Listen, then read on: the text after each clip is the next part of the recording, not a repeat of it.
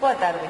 Estamos na Fundación Luis Seoane con motivo da inauguración da exposición de Max chamada Hipnotopía. Temos a sorte de contar hoxe con Max. Moitísimas grazas por concedernos esta entrevista para Blog Galiza. É un gran placer para nós poder falar contigo. Queríamos preguntarche unhas cantas cousas sobre a exposición que presentas e sobre algúns aspectos máis do teu traballo. Entón, pois, por exemplo, para empezar, gustaríame preguntarche cal é o termo que mellor te define ou que mellor define o teu traballo. Debuxante de banda deseñada... Yo pienso que dibujante, a secas, dibujante. Aunque, claro, eso aparta o deja de lado una parte importante de mi trabajo, que es la de contador de historias también, ¿no? La de guionista, narrador. Sin embargo, yo siempre me he sentido muy cómodo con el término dibujante. ¿Qué hipnotopía? Hipnotopía, que significa el lugar del sueño, recoge mi trabajo de los últimos 10-12 años. Le puse ese título porque al intentar encontrar un factor común a mi trabajo, que es bastante disperso, me pareció que lo que había en común era una cierta relación con el mundo onírico, el mundo del sueño. Básicamente hay 3 apartados en la exposición, aunque no son apartados físicamente, no están separados, está todo mezclado, pero básicamente la exposición está montada en torno a, por un lado, mi trabajo como ilustrador en cosas muy apetecibles, tipo carteles de festivales de música o de cine o portadas de disco, etcétera, que son trabajos de encargo pero que yo asumo como personales totalmente. Luego otro apartado sería mi trabajo como ilustrador en relación a la literatura, es decir, ilustraciones de textos literarios o ilustraciones para suplementos literarios de prensa. Y finalmente está la parte de mis cómics, los cómics de los últimos años, básicamente representados por Bardín el superrealista y por los libros de filosofía que hago con una profesora de Maite Larrauri, una profesora de Valencia. Como é posible combinar filosofía e deseño ou filosofía e música? Ti ilustraches tamén ou traballaches nun cómic sobre a canción El canto del gallo de Santiago Auserón, sí. Ou combinar con poesía. Cales son as vías de comunicación? Las vías de comunicación son muy amplias. Es decir, yo hago cómic o hago dibujo, pero a mí me interesa todo. Estoy siempre escuchando música, leo mucha literatura, voy al cine y todo eso son influencias que recibo y que yo reciclo y luego salen en mis dibujos.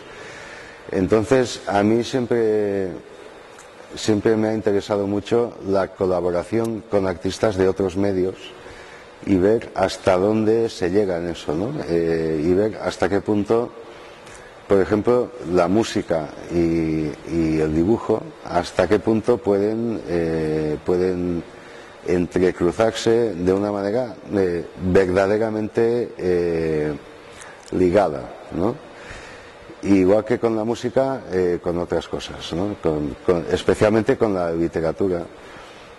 Digamos que son los dos campos artísticos que a mí me resultan más afines. Até non hai tantos anos non existía un premio nacional de ilustración como que ti levaches. Como percibes ese cambio no valor que se concede a banda deseñada como arte?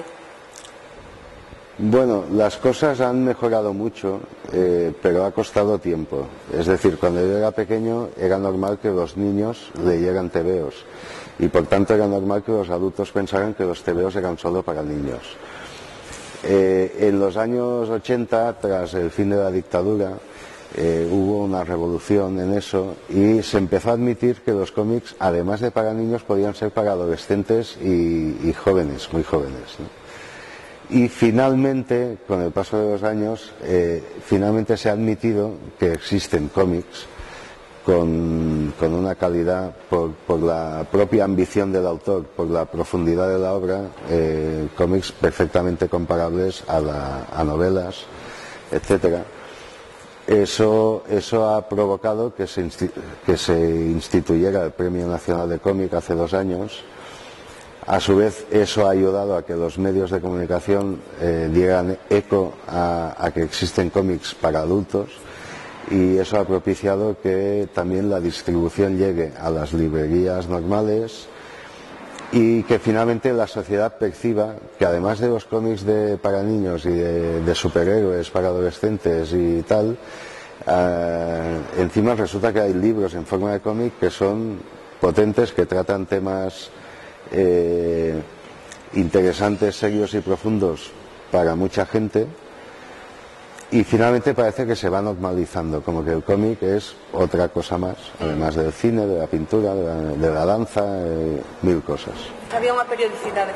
Esa periodicidade comentabas hai un momento que igual que outros aspectos que eran xa tradicionais durante anos variaron.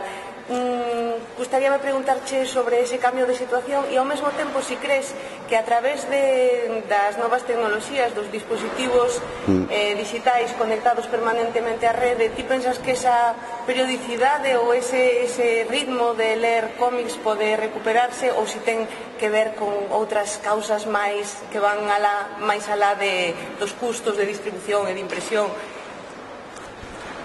Bueno, es complicado responder a esto. Es una pregunta muy longa. Sí, muy larga, sí. Es cierto que yo me crié, como tú, comprando el tebeo semanal en el kiosco y tal. Eso ha desaparecido. Entonces, en los 80 se desarrolló un mercado de revistas mensuales para adultos, que apenas duró 6-7 años, también desapareció, se hundió. Y luego llegó la invasión del cómic japonés, primero vía televisión con dibujos animados, y luego finalmente con los cómics que se podían comprar en las librerías especializadas.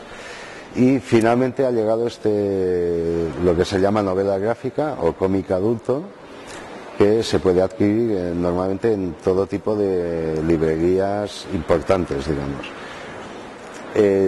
Claro, todo esto ha respondido a un juego entre las necesidades de la industria, por un lado, las necesidades de los autores, por otro, y el gusto del lector ha cambiado, y entonces actualmente parece que el lector de cómic lo que le gusta es tener un libro, un tomo de su autor o su obra favorita, y por tanto han desaparecido las revistas. Uno de los grandes problemas que tenemos es que ha desaparecido el cómic para niños, el cómic infantil. Se ha roto la cadena que mantenía vivo el cómic, que era empezar a leerlo de pequeño e ir continuando.